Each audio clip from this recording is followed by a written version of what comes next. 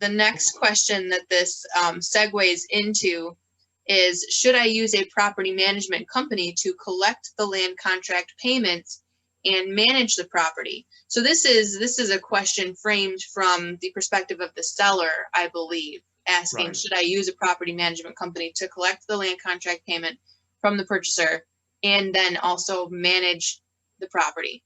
Mm-hmm. So the answer, first of all, it depends where you are in the development of your business, right? Mm-hmm. Like if you're a seller of, let's say, and you have multiple land contracts, I come from not just a legal perspective, but from a business perspective. I'm very actively involved in holding and financing a number of properties on land contract. I love that vehicle. But if you have 3 or 4 land contracts, you can still collect them. If you have 10 land contracts, it's up to you. What is the nature of your business? Do you want to be servicing your accounts, or do you want? I don't think you need a property management company to collect payments. Just give, the easiest way is you give a PO box and a payment booklet to your purchaser and say, here, I expect my payment every month, no later than the 5th of every month. And the beauty about a land contract is that almost invariably, the purchaser is always responsible for maintaining and managing the property, right? That's what I was going to say. The second part of that question is the management of the property, because you're not a tenant, right?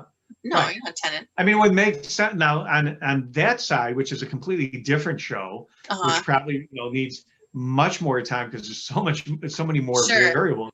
A landlord. But if you're a property management company, you're probably not making a big business on servicing land contracts, right?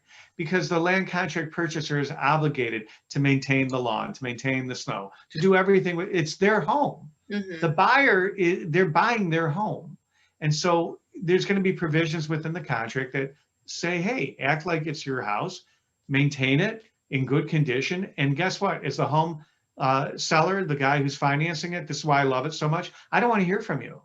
I don't want to hear one thing. Don't call me about your furnace. Don't call me about anything. Because guess what?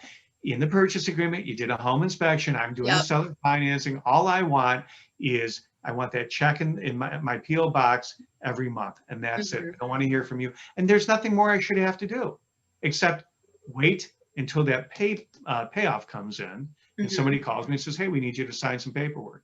That is good clarification. The land contract is not the same thing as a lease, and you are the home buyer. You're simply purchasing the property from the seller in installments, as David referenced earlier. So it'd be the same thing as if you purchased property and you had a mortgage from Fifth Third Bank. You're not going to call Fifth Third Bank and complain to them, you know what I mean, that your water furnace is out, right? My furnace is out. Come and fix my water heater, right? No. Right. So you really just look at that land contract seller as they are literally just your financer. Right. Okay.